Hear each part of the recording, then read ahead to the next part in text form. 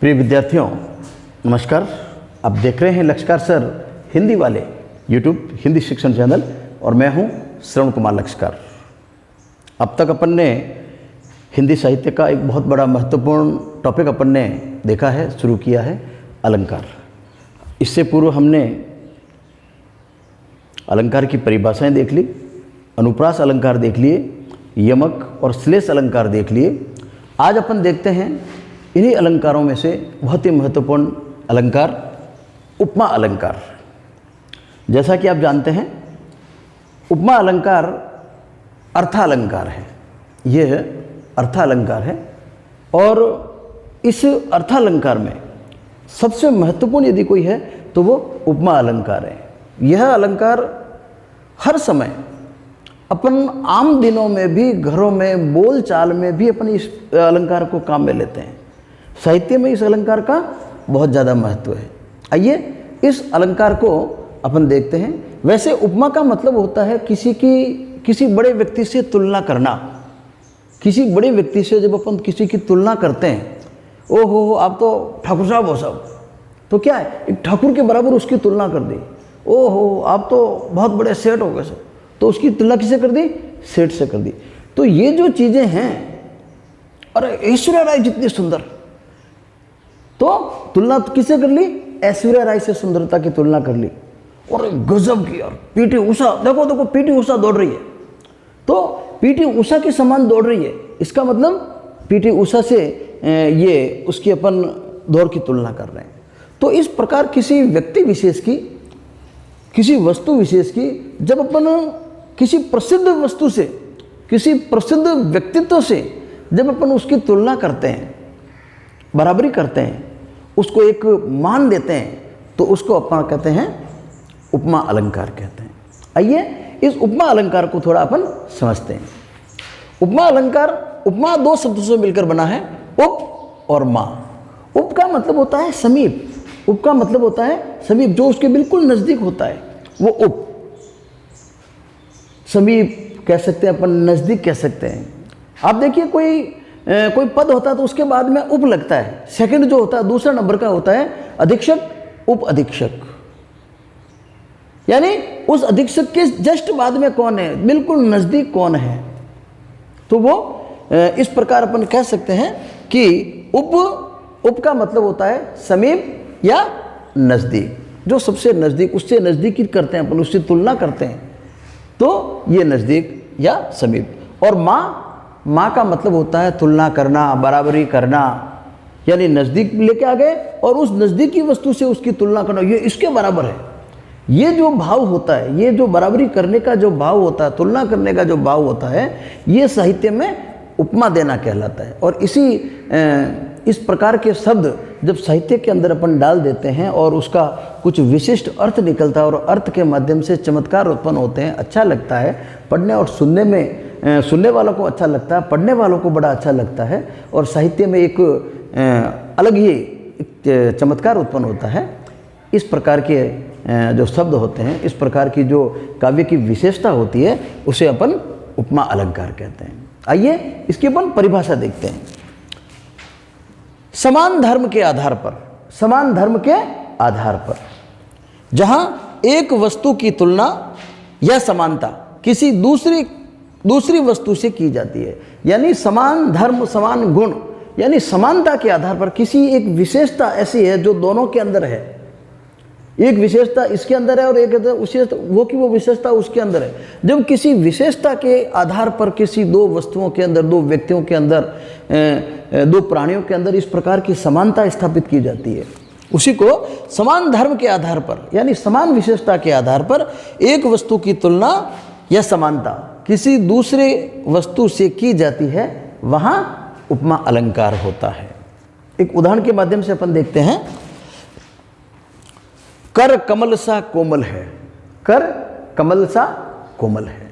अब आप देखिए, कर का मतलब होता है हाथ, कर का मतलब क्या होता है? हाथ। कोमल, कर कमल, कर यानी हाथ, कमल कमल का फूल, सा का मतलब बराबर कह सकते हैं अपन, कोमल है, यानी जो हाथ है वो कमल के फूलों के समान कोमल है। यानी हाथों की तुलना की गई है, हाथों की तारीफ की गई है कि हाथ कमल के फूलों के समान है, कमल के फूलों के समान कोमल है। कमल की पंखुड़ियाँ बड़ी कोमल होती है, तो कमल की पंखुड़ियों के समान, कमल के फूलों के समान हाथ कोमल है। तो बराबरी क्या हुई, किस में बराबरी हुई? कोमलता में बराबरी हुई। बराबरी किस में हुई? कोमलता में। ये तो जब कोई गुण विशेष जिसके आधार पर अपन तुलना करते हैं, जिसके आधार पर अपन बराबरी करते हैं, तो वो गुण विशेष जो होता है वो कहलाता है साधारण धर्म, वो कहलाता है साधारण धर्म। तो समान धर्म, समान धर्म के आधार पर वो तो धर्म हो गया कोमल। कर कमल, किसकी तुलना कर रहे हैं अपन? कर की कर रहे हैं, हाथ की तुलना कर रहे हैं। और हाथ को किसके बराबर बता रहे हैं? हाथ को किसके बराबर बता रहे हैं?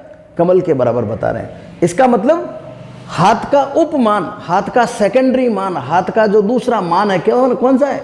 कमल। तो अपन यहां पर कह सकते हैं कि ये जो कर है और ये कमल है, ये हो गया उपमान। ये क्या हो गया? उपमान। यानी कमल क्या हो गया? उपमान हो गया। किसका हो गया? कर का। तो ये हो गया उपमेय। उपमेय, तो उपमेय किसे कहेंगे? जिसकी तारीफ की जाए, जिसकी तुलना की जाए। उपमेय, जिसकी उपमा दी जाती है, यानी जिसकी तारीफ कर रहे हैं अपन, जिसकी उपमा दे रहे हैं, जिस आदमी को अपन बढ़ा चढ़ाकर, जिस वस्तु को बढ़ाना है अपन को, जिस वस्तु को अपन को बढ़िया बताना है, किसी के बराबर बताना है, तो उसे अपन कहते हैं उपमेय। तो यहां पर कर हाथ, उपमेय कमल, उपमान। हाथ कमल के समान है। अब ये कोमल, कोमल क्या है? एक गुण है, एक तरह का कोमलता एक गुण है। तो इसे कह सकते हैं अपन साधारण धर्म। यानी कोमल को किसको बताया गया है? कमल तो कोमल है ही है, पर किसके बराबर है? ये कर को हाथ जो है कमल के फूलों के समान, कमल की पंखुड़ियों के समान, कमल के समान कोमल है। तो कोमल का गुण दोनों के अंदर हो गया, कमल का गुण दोनों के अंदर। ये एक गुण ऐसा है जिसके कारण अपन इसको बराबर करेंगे, जिसके कारण इसको अपन समानता दे रहे हैं, उपमा दे रहे हैं। तो ये कहलाता है साधारण धर्म। ये कहलाता है साधारण धर्म। यानी जिस गुण के आधार पर अपन उनकी तुलना कर रहे हैं, बराबरी कर रहे हैं, वो साधारण धर्म कहलाता है। और ये जो है सा का मतलब वैसा, जैसा, ये एक वाचक शब्द कहलाता है। ये कहलाता है वाचक शब्द। यानी इससे मालूम पड़ता है कि ये इन दोनों की समानता की गई है। तो ये कहलाता है वाचक शब्द। वाचक शब्द कौन सा? ये वाचक शब्द आ गया सा। कर कमल सा कोमल है, हाथ कमल जैसे कोमल हैं। तो जैसे ये वाचक शब्द आ गया, कोमल साधारण धर्म आ गया, कमल उपमान आ गया, और कर जिसके लिए हम तारीफ करते हैं, जिसके लिए उपमा दी जाती है, वो उपमेय कहलाता है। अब इसी प्रकार दूसरा देखिए आप, पीपर पात सरिस मन डोला। रामचरितमानस की चौपाई है। पीपर पात, पीपल के पत्ते, पीपल के पत्ते हिलते हैं, कंपायमान होते हैं, हवा से हिलते हैं। पीपर पात सरिस मन डोला। डोलना का मतलब हिलना, डोलना का मतलब क्या होता है? हिलना। पीपल के पत्तों के समान मन कंपायमान हुआ, पीपल के पत्तों के समान मन डगमगाया, मन हिला। तो हिल क्या रहा है? मन हिल रहा है, मन के अंदर हिल रहा है। किसके बराबर हिल रहा है? पीपर पात, पीपल के पत्तों के समान, पीपल के पत्तों के समान। तो उपमा किसकी दी गई है? उपमा पीपल के पत्तों के बराबर दिया गया है। किसको? मन को बताया गया कि मन जो है पीपल के पत्तों के समान डोलने लगा, हिलने लगा। तो हिलना, ये दोनों में आपने देखा होगा कि साधारण है, दोनों में बराबर है, एक गुण है एक तरह का। तो ये तो हो गया आपके साधारण धर्म। ये क्या हो गया? साधारण धर्म। डोला। ये सरिस, सरिस यानी जैसे, बराबर, ये वाचक शब्द कहलाता है। ये क्या कहलाता है? वाचक शब्द। पीपर पात के समान मन डोला, पीपल के पत्तों के समान मन डोला, मन कंपायमान हुआ, मन हिला, दिल हिला। तो ये सरिस वाचक शब्द हो गया। अब ये जो मन है, मूल शब्द आता है मन। अपन तारीफ किसकी कर रहे हैं? मन की कर रहे हैं। किसकी कर रहे हैं? मन की कर रहे हैं, दिल की कर रहे हैं। पीपर पात सरिस मन डोला। तो मन के लिए अपन ये सारी उपमा का जो है, मन के लिए अपन उपमा की व्यवस्था कर रहे हैं। तो ये क्या कहलाता है? उपमेय। ये क्या कहलाएगा? उपमेय, ये उपमेय हो गया। और उपमान, मान कौन सा? मन को किसका रूप दे दिया गया है? पीपर पात का रूप दे दिया गया है। तो ये दोनों मिलकर उपमान हो गए। ये किस कौन हो गए भाई? उपमान हो गए। तो पीपर पात तो हो गया उपमान, सरिस वाचक शब्द, मन उपमेय और डोले ये साधारण धर्म। तो आपने देखा होगा कि उपमा अलंकार के 4 अंग होते हैं। उपमा अलंकार के कितने अंग हो गए? 4 अंग, 1 2 3 4। देखिए आप, पहला उपमा अलंकार के 4 अंग। उपमेय, पहला उपमेय। उपमेय जिसकी उपमा दी जाती है, जिसकी उपमा दी जाती है, यानी जिसके लिए उपमा देने की व्यवस्था होती है, जिसके बारे में अपन बात कर रहे हैं, जिसकी उपमा दी जाती है, जिसके लिए हम ये सारी व्यवस्था कर रहे हैं, उपमेय कहलाता है। जिसकी उपमा दी जाती है, जैसे फूलों सा चेहरा तेरा, फूलों सा चेहरा तेरा। तो ये व्यवस्था किसके लिए हो रही है? चेहरे के लिए हो रही है। किसके लिए हो रही है? चेहरे के लिए। चेहरे के बारे में बता रहे हैं। किसके बराबर है? फूलों से बराबर, फूलों सा, फूलों के बराबर, ठीक है नहीं? तो उपमान, उपमेय क्या हो जाएगा? चेहरा। इसी प्रकार उपमान जिसके बराबर उसको बताया जाता है, जिस प्रसिद्ध वस्तु के बराबर उसको बताया जाता है, यानी जिससे तुलना की जाती है, जिससे उपमा दी जाती है। तो जिससे उपमा दी जाती है, जैसे फूलों सा चेहरा तेरा। तो चेहरा कैसा है? फूलों सा, यानी फूलों के बराबर। तो उपमान क्या हो गया? फूल। हिरणी सी चाल, चाल कैसी? हिरणी के समान। तो हिरणी के समान, हिरणी क्या हो गई? उपमान। हिरणी क्या हो गई? उपमान। तो जिससे उपमा दी जाती है, यानी जिसकी उपमा दी जाती है वो तो हो गया उपमेय, और जिससे उपमा दी जाती है, जिसके बराबर बताया जाता है, वो है उपमान। और तीसरा होता है साधारण धर्म। साधारण धर्म का मतलब होता है उपमेय व उपमान के बीच में, उपमेय व उपमान के बीच में भाव, रूप, गुण, क्रिया समान। कोई भी भाव, गुण, रूप, क्रिया जो बराबर है, जो बराबर है, जिसके आधार पर हम दोनों की तुलना कर रहे हैं, जिसके आधार पर हम दोनों को बराबर बता रहे हैं। जैसे फूलों सा चेहरा तेरा, तो यहाँ पर दोनों के अंदर क्या देख रहे हैं? अपन सुंदरता देख रहे हैं। हालांकि सुंदर शब्द इसके अंदर आया हुआ नहीं है, पर किसी न किसी कारण से हम उनको देखते हैं। हिरणी सी तेरी चाल है, हिरणी सी तेरी चाल, तो क्या है? बराबर क्या है? चाल। उस चाल के कारण उसको हिरणी मान लिया गया। तो ये साधारण धर्म। तो साधारण धर्म का मतलब हो गया उपमेय उपमान के बीच भाव, रूप, गुण, क्रिया समान हो, उसे साधारण धर्म कहते हैं। तो इसमें देख लिया आपने, देखा ना आपने, साधारण धर्म। कर कमल सा कोमल, कोमलता जो है वो साधारण धर्म इसके अंदर थी, दोनों के अंदर जुड़े हुए। कौन सी चीज, गुण कौन सा है? कोमलता का गुण। पीपर पात सरिस मन डोला, डोलने का, डोलने का मतलब क्या होता है? हिलना। ये हिलने का जो भाव है, ये क्रिया, ये जो क्रिया है मन में और इन दोनों के अंदर बराबर आ रही है, समानता ला रही है, तो ये डोलने का मन, तो ये कहलाता है साधारण धर्म। और इसके बाद में आता है वाचक शब्द। वाचक शब्द का मतलब ये होता है वो शब्द जिनको काव्य में लिखने से मालूम पड़ता है, जिससे बराबरी दिखती है, उन शब्दों को लिखने से बराबरी दिखती है। जैसे इसमें शब्द आ जाएंगे सो, सा, सी, इव, तुल्य, के समान, जैसा, सरिस, एक दो शब्द और भी हो सकते हैं, कुछ शब्द। तो ये जो शब्द हैं काव्य में आपको कहीं भी दिख जाए, पंक्ति में कहीं पर दिख जाए, पद में कहीं पर दिख जाए, आंख मीचकर उपमा अलंकार लिख दें। ये पहचान चिन्ह है एक तरह की। जैसे कर कोमल सा कमल है, कर कोमल सा कोमल है, तो सा आ गया। इसका मतलब कर कमल सा, यानी जो हाथ हैं कोमल के बराबर हैं, हाथ कमल के बराबर है, तो सा आ गया इसके अंदर। इसी प्रकार सरिस आ गया, सरिस यानी वही बराबरता वाला चिन्ह है ये। तो ये जो शब्द हैं ये एक तरह के पहचान चिन्ह हैं परीक्षा की दृष्टि से, और उपमा अलंकार को याद करने की दृष्टि से ये आपको वाचक शब्द आना अति आवश्यक। वाचक शब्द आप रट लें, याद कर लें। इनको याद करेंगे तो देखते ही पद्य में देखते ही आपको मालूम पड़ जाएगा ये उपमा अलंकार है। तो उपमा अलंकार अपन ने परिभाषा देख ली, और परिभाषा के बाद में उपमा अलंकार के 4 भाग देख लिए। इसके 4 भाग होते हैं: उपमेय, उपमान, साधारण धर्म और वाचक चिन्ह। उपमेय किसे कहेंगे? जिसकी उपमा दी जाए, उपमेय जिसकी उपमा दी जाए, ठीक है, जिसके लिए अपन सारा ये काम कर रहे हैं, जिसकी उपमा दी जाए, जिसके लिए उपमा देने की योजना बनती है वो उपमेय। और जिससे उपमा दी जाए, जिसके बराबर किसी को बताया जाए वो उपमान।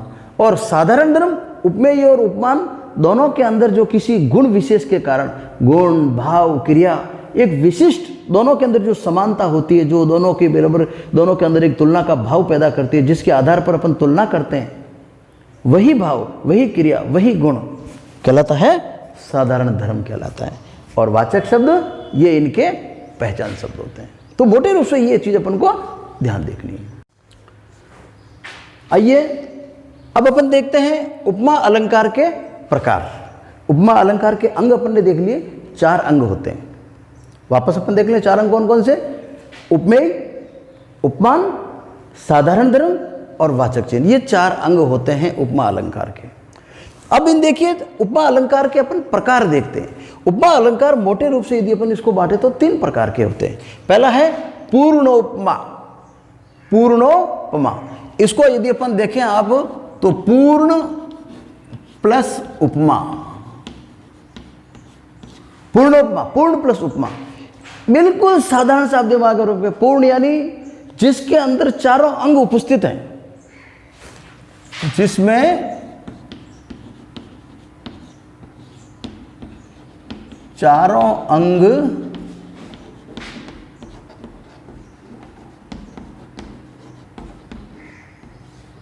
उपस्थित हों, पूर्णोपमा कहलाता है।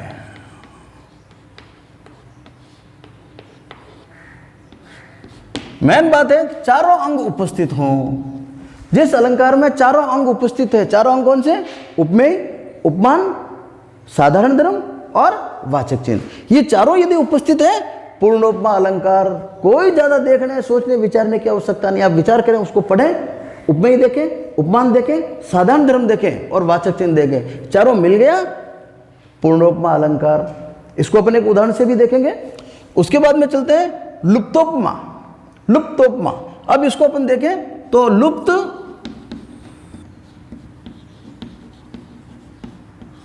लुप्त प्लस उपमा, लुप्त प्लस उपमा यानी लुप्तोपमा। यानी आप देख लीजिए सीधे, लुप्त का मतलब होता है गायब होना। लुप्त का मतलब गायब होना। अपन ने देखिए उपमा अलंकार के 4 अंग होते हैं, 4 में से चारों होंगे तो पूर्णोपमा, और 4 में से कोई 2 गायब है, 1 गायब है। 4 अंगों में से यदि 1 गायब है, 2 अंग गायब है, तो आप मान लीजिए इसको लुप्तोपमा।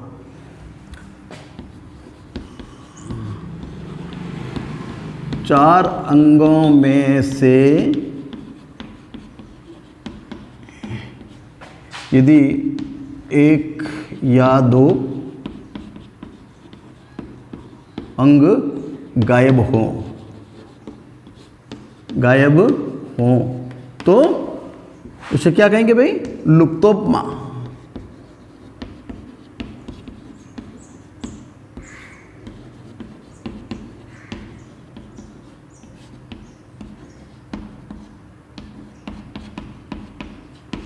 चार अंग, उपमेय, उपमान, साधारण धर्म और वाचक चिन्ह। इन 4 में से कोई 1 गायब है, जैसे वाचक चिन्ह नहीं है किसी के अंदर, या साधारण धर्म किसी में से गायब है और उपमा अलंकार आपको लग रहा है, तो ऐसी स्थिति में अपन कहेंगे लुप्तोपमा है। यानी पूर्णोपमा में तो चारों अंग होने चाहिए, लुप्तोपमा में 1 या 2 अंग उसके अंदर कम होंगे तो अपन कहेंगे लुप्तोपमा। और एक स्थिति ऐसी भी आती है जिसे अपन कहेंगे मालोपमा। वहां पर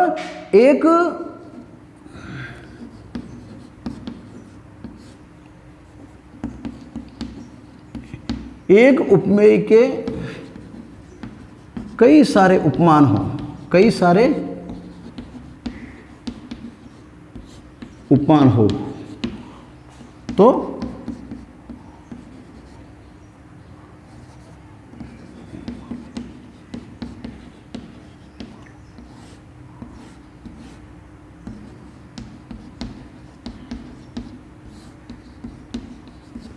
ऐसी भी स्थिति आ सकती है, एक उपमेय है उसके कई सारे उपमान दे दिए, कई सारे उपमान दे दिए। तो उपमेय एक, उपमान अनेक, बहुत ज़्यादा उपमान दे दिए, एक से ज़्यादा दे दिए, तो वहाँ पर मालोपमा। और जहाँ पर 4 अंगों में से चारों हैं पूर्णोपमा, चारों में से कोई एक या दो गायब है लुप्तोपमा। तो 3 प्रकार के उपमा अलंकार के प्रकार हो गए। उपमा अलंकार के अंग तो 4 प्रकार हो गए, अपन ने देख लिए, उपमेय, उपमान, साधारण धर्म और वाचक चिन्ह।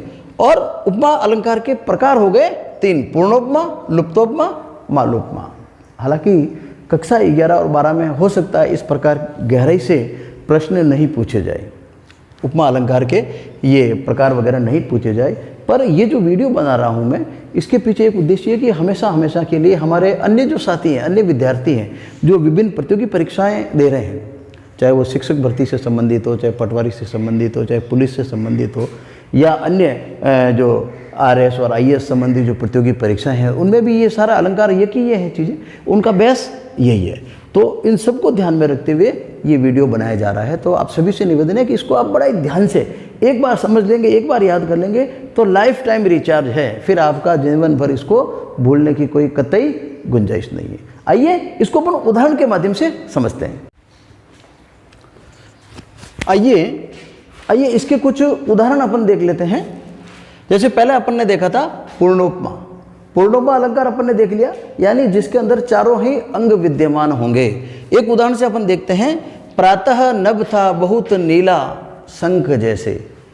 प्रातः नभ था बहुत नीला शंख जैसे। तो तारीफ किसकी की गई है? प्रातः नभ की तारीफ की गई है, सुबह के समय की तारीफ की गई है। सुबह के समय जो आकाश होता है उसकी तारीफ की गई, प्रातः नभ, सुबह का समय। तो ये तो हो गया, एक चीज़ तो ये हो गई। जिसकी तारीफ की जा रही है ये हो गया आपके उपमान, उपमेय। जिसकी तारीफ की जा रही है, जिसकी तारीफ की जा रही है, जिसकी उपमा दी जा रही है, प्रातः नभ बहुत नीला शंख। नीला शंख, शंख कैसा? नीले शंख के समान, शंख के समान उसकी उपमा दी गई है। तो ये हो गया उपमान। ये क्या हो गया भाई? उपमान। शंख क्या हो गया? उपमान हो गया। और ये शंख कैसा और प्रातः नभ कैसा?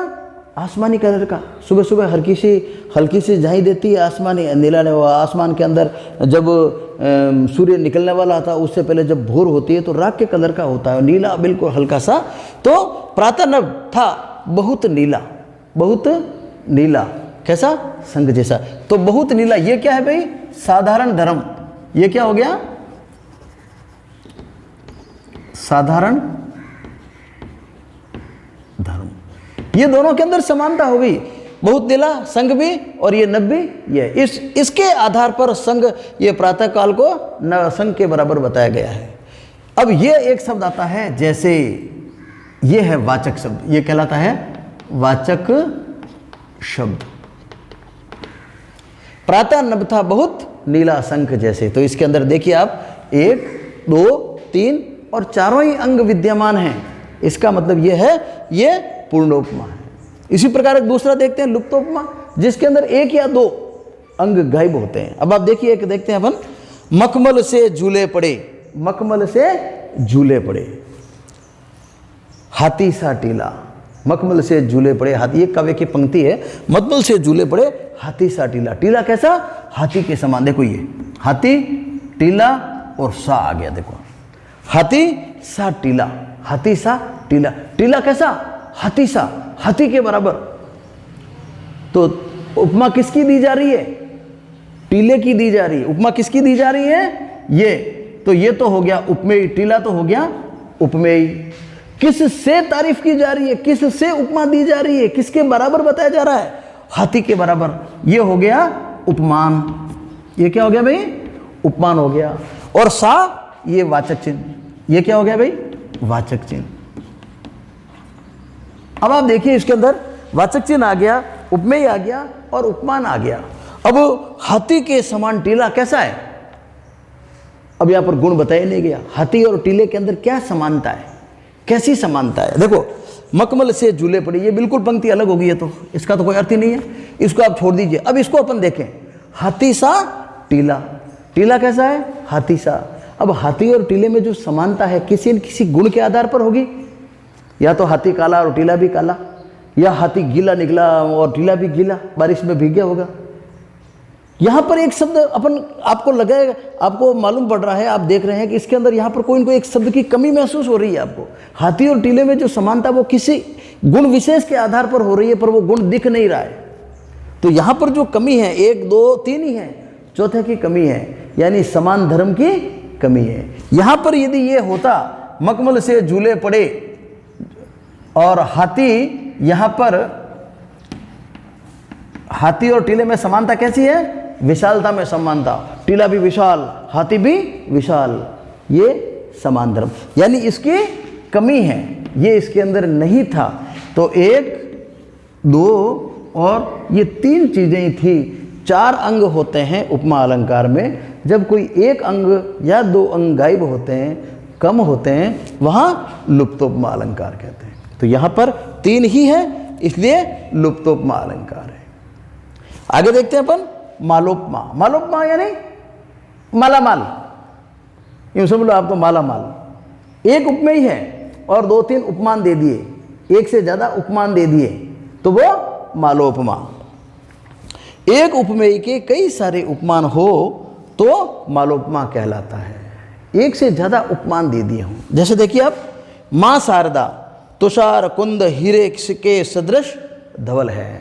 मां शारदा तुषार कुंद हीरे के सदृश धवल है। धवल यानी सफेद, यानी जो मां शारदा है इसके बराबर, इसके बराबर, इसके समान, सदृश यानी समान। ये क्या हो गया? ये तो वाचक चिन्ह आ गया। ये क्या आ गया भाई? वाचक चिन्ह आ गया, ठीक है। सदृश धवल, ये क्या आ गया भाई? ये क्या आ गया? धवल आ गया। ये आ गया समान धर्म, समान धर्म आ गया, क्योंकि धवल यानी सफेद। माँ सरस्वती के, माँ शारदा के सफेद साड़ी होती है, सफेद कपड़े होते हैं। तो पर ये साड़ी के, ये सफेद, ये माँ शारदा, ये क्या हो गया भाई? ये उपमेय हो गया। ये क्या हो गया? उपमेय, जिसकी उपमा दी जा रही है, जिसके लिए उपमा देने का हम काम कर रहे हैं, जिसके लिए सारी व्यवस्था हो रही है, तो उपमेय माँ शारदा। पर इसके बराबर उपमान क्यों क्या दिए? एक तो तुषार दे दिया, एक कुंद दे दिया, हीरे के समान दे दिया, हीरे के समान चमक, कुंदन, तुषार, ये इन सभी के समान चमकीली माता। तो ये कितने दे दिए अपन ने? 1 2 और 3। ये तीनों क्या हो गए भाई? उपमान हो गए। तो जब उपमान एक से ज़्यादा हो, उपमान एक से ज़्यादा हो, तो क्या हो जाएगा? मालोपमा अलंकार हो जाएगा। तो उपमा अलंकार के अपने प्रकार देख लिए, 3 प्रकार, पूर्णोपमा, लुप्तोपमा, मालोपमा। इसको भी आप अच्छे तरीके से एक बार तैयार कर लेंगे तो जीवन भर आप नहीं भूल पाएंगे, और ये चीज़ें बार बार होती नहीं है। आप जब भी अलंकार को पढ़ें, देखें, देखते ही आपको मालूम पड़ जाएगा। 3 में जैसे 4 में से कोई 3 है या 2 हैं अलंकार है, तो आप फट इनमें से बता पाएंगे कि पूर्णोपमा है, चारों हैं तो पूर्णोपमा, 2 या 3 है तो लुप्तोपमा, और यदि उपमान ज़्यादा हैं, उपमेय 1 है तो मालोपमा। आइए अब इसके अपन कुछ उदाहरण के माध्यम से इस उपमा अलंकार को और समझते हैं। आइए अब अपन इसके कुछ उदाहरण देखते हैं उपमा अलंकार के।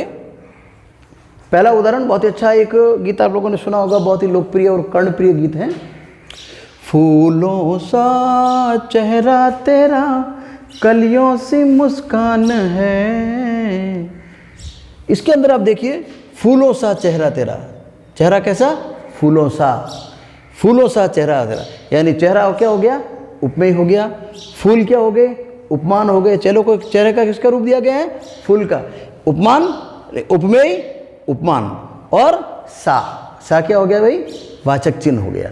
तो ये देखो अलग कलर से मैंने किया है, वाचक चिन्ह सा। इससे मालूम पड़ता है, सा देखते ही आपको मालूम पड़ जाना चाहिए कि यहाँ पर उपमा अलंकार है। कलियों सी मुस्कान है, मुस्कान कैसी है? कलियों सी। अब देखो यहाँ पर वाचक चिन्ह तो आ गया, मुस्कान भी आ गई, ये आ गया उपमेय, ये आ गया उपमान, पर यहाँ पर साधारण धर्म नहीं है, लुप्त है साधारण धर्म। देखिए आप, कलियों सी मुस्कान, अब कलियों सी कैसी? कलियों सी मधुर मुस्कान कह सकते हैं, कलियों सी मादक मुस्कान कह सकते हैं, है ना।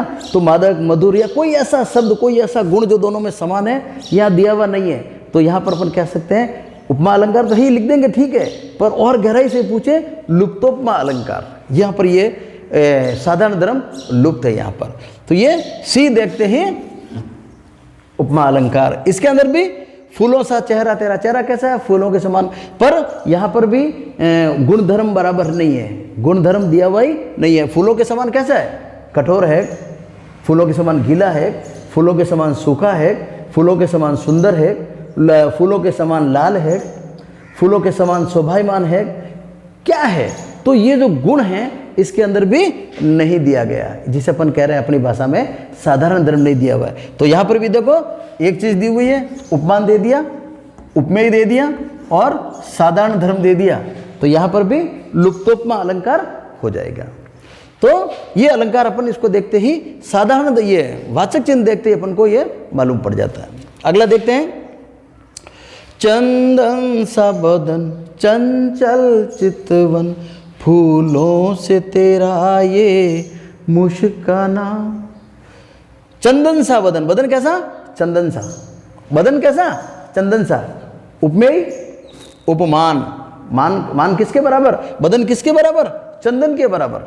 चंदन का पेड़ होता है, लकड़ी होती है, खुशबू आती है उससे, बहुत सुंदर मानी जाती है, बहुत ही लकड़ियों में सर्वश्रेष्ठ मानी जाती है। चंदन सा बदन चंचल चितवन, फूलों सा तेरा ये मुस्काना, और मुस्काना कैसा, फूलों के बराबर। तू जब मुस्कुराती है तो फूल खिलते हैं, ऐसा लगता है। तो फूलों सा तेरा ये मुस्काना, मुस्काना किसके बराबर हो गया, फूलों के बराबर हो गया। तो ये तो हो गया उपमान, ये क्या हो गया भाई, उपमान, ये हो गया उपमेय, और ये क्या है, वाचक चिन्ह। इससे मालूम पड़ता है कि ये क्या है, उपमा अलंकार है। ठीक है, आगे चलते हैं। मैं बचपन को बुला रही थी, बोल उठी बिटिया मेरी। मैं बचपन को बुला रही थी, बोल उठी बिटिया मेरी, नंदन वंशी फूल उठी थी वह छोटी सी कुटिया मेरी।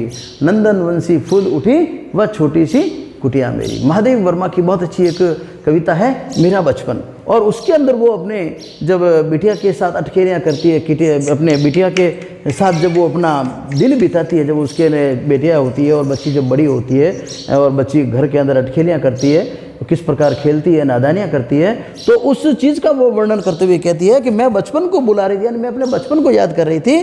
बोल उठी बिटिया मेरी, नंदन वंशी फूल उठी थी। नंदन वन, देवताओं का वन, नंदन वन किसे कहते हैं, देवताओं का वन। नंदन वंशी फूल उठी थी कुटिया मेरी, ये सी आ गया, देखो आप, नंदन वन के समान फूल उठी थी क्या, मेरी कुटिया, यानी मेरा घर ऐसा लगा मेरी कुटिया के अंदर नंदन वन हो गया हो, देवता खेलने आ गए हो, इंद्र का उपवन बन गया हो, यानी एक बिटिया के आने से मेरा ऐसा हो गया। तो अपने घर की उपमा किससे दी, अपनी कुटिया की उपमा किससे दी, नंदन वंश के। तो ये तो हो गया नंदन वन, तो उपमान हो गया, अपनी कुटिया क्या हो गई, उपमेय हो गया, और ये क्या हो गया, वाचक चिन्ह हो गया। ठीक है ना भाई। और फूल उठी, फूल उठी यानी फूल उठने का मतलब होता है प्रसन्न होना, खुश होना, शोभायमान होना, ये दोनों के अंदर साधारण धर्म आ गया। अगला देखते हैं अपन, हरिपद कोमल कमल से। हरिपद कोमल कमल से, हरिपद यानी भगवान के पाँव, भगवान के पाँव कोमल कमल से, हरि भगवान के पाँव ऐसे कोमल, किसके बराबर, कमल के बराबर। तो कमल तो हो गया उपमान, भगवान के पाँव उपमेय, कोमल साधारण धर्म, दोनों के अंदर कोमलता का गुणधर्म बराबर है, और ये से वाचक चिन्ह। इससे मालूम पड़ गया कि ये उपमा अलंकार है। आगे, तव कुल कमल विपिन दुखदाई, सीता सीत निशा सम आई। रामचरितमानस की एक चौपाई है, जब ये भगवान राम और रावण का युद्ध होता है, और उस युद्ध के दौरान मंदोदरी बार बार अपने पति को समझाती है कि हे पतिदेव, आप इससे मान जाओ, प्रभु श्री राम की शरण में चले जाओ, ये कोई साधारण आदमी नहीं है, आप ये क्यों मतलब अपने कुल का विनाश करने पर तुले हुए हैं। उस समय तुलसीदास जी मंदोदरी के माध्यम से वो कहलाते हैं, क्या कहते हैं वो, तुलसीदास जी कहते हैं, तब कुल कमल विपिन दुखदाई, तुम्हारे कुल के ऊपर एक काल बनकर आई है। कौन आई है, सीता। सीता सीत निशा सम आई, सीता, ये सीता है शीत निशा। शीत यानी सर्दी की ऋतु की जो रात होती है, सर्दी की ऋतु की रात बुरी मानी जाती है। क्यों, एक तो ठंड पड़ती है, अभाव में जीने वाले लोग लोगों के लिए वो थोड़ी बुरी होती है, बीमार लोगों के लिए बुरी होती है, वृद्ध लोगों के लिए बुरी होती है। इसलिए सर्दी की जो रात होती है वो बुरी मानी जाती है। तो इसी प्रकार जैसे सर्दी की रात पूरे वर्ष में सबसे बुरी मानी जाती है, इसी प्रकार जो सीता है तुम्हारे लिए एक काल बनकर आई है। हे पतिदेव, ये तुम्हारा काल बन जाएगी। तो यहाँ पर देखिए आप सीता शीत निशा सम आई, सम यानी बराबर। ये क्या आ गया? वाचक चिन्ह। इससे अपन को मालूम पड़ जाता है उपमा अलंकार है। यह ऐसो संसार है जैसा सेवल फूल। ये एक संसार ऐसा है जैसा सेवल फूल। ये देखो जैसा आ गया, ये संसार ऐसा है जैसा सेवल फूल, यानी संसार की तुलना किससे की गई है? सेवल फूल के समान की गई है। तो संसार उपमेय, सेवल फूल उपमान। सेवल फूल में क्या होता है? थोड़े दिन रहता है और उसके बाद में वो खिर जाता है। साल में एक बार थोड़े दिन के 5-10 दिन के लिए आता है और उसके अंदर कुछ भी। दिन दस के व्यवहार को झूठे रंगन भूल के 10 दिन का ये व्यवहार है, इसके कारण से तुम क्यों झूठे रंग के अंदर भूल रहे हो, यानी अपने ईश्वर को क्यों भूल रहे हो। अगला देखते हैं अपन। आली बाडुत विरह ज्यों पांचाली को चीर। आली बाडुत विरह ज्यों पांचाली को चीर। एक बिहारी का बहुत बड़ा विरह का दोहा है।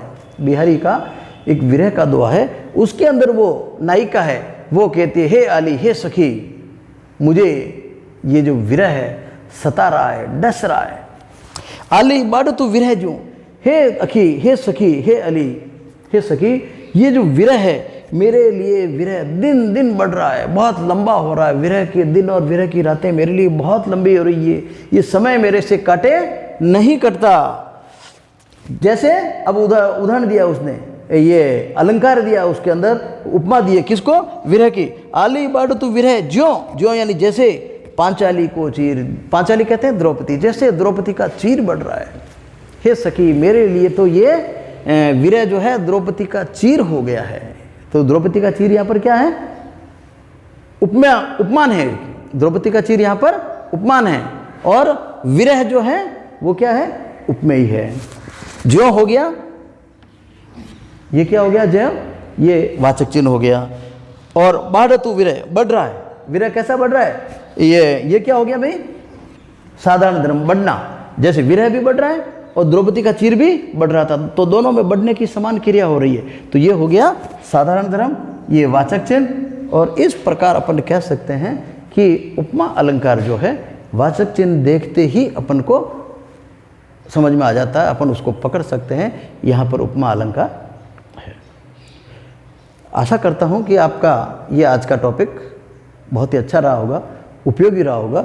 इससे संबंधित यदि कोई भी आपकी जिज्ञासा हो, कोई भी प्रश्न हो आपके दिलो दिमाग के अंदर, तो आप ज़रूर कमेंट के माध्यम से लिखें। आप बताएं आपको ये वीडियो कैसा लगता है, मैं अपने प्रयास में कितना सफल हो पाता हूँ। तो आप ज़रूर अपने कमेंट के माध्यम से इसको बताएं। और ऐसे कौन से टॉपिक हैं जिनको आप पहले देखना चाहते हैं, जिनको आप पहले पढ़ना चाहते हैं, जो आपको लगता है कि ये बहुत ज़्यादा कठिन है और इनको यदि मैं कुछ सरल तरीके से आपको बता सकूं तो ये मेरा सौभाग्य होगा। आप सभी का बहुत बहुत धन्यवाद। आप देख रहे थे लक्ष्यकार सर हिंदी वाले यूट्यूब हिंदी सेक्शन चैनल। मेरे अलंकारों से संबंधित काफ़ी वीडियो बन चुके हैं। आप सभी वीडियो को आप लगातार देखें। ऐसा नहीं कि आप एक को देख रहे हैं, दूसरे को छोड़ रहे हैं, दूसरे को छोड़ देख रहे हैं, तीसरे को, आप कंटिन्यू सबको देखते रहें और आप साथ में नोट्स इसको बनाते रहें। मेरा विश्वास है कि आपको अलंकारों में किसी प्रकार की परीक्षा में कोई समस्या नहीं होनी चाहिए। आप सभी का बहुत बहुत धन्यवाद। देखते रहिए लक्ष्यकार सर, चलते रहिए हमारे साथ। और इसके साथ ही कुछ प्रश्न दिए जा रहे हैं, आप इन प्रश्नों को भी कीजिए। आप सभी का बहुत बहुत धन्यवाद। जय हिंद, जय भारत।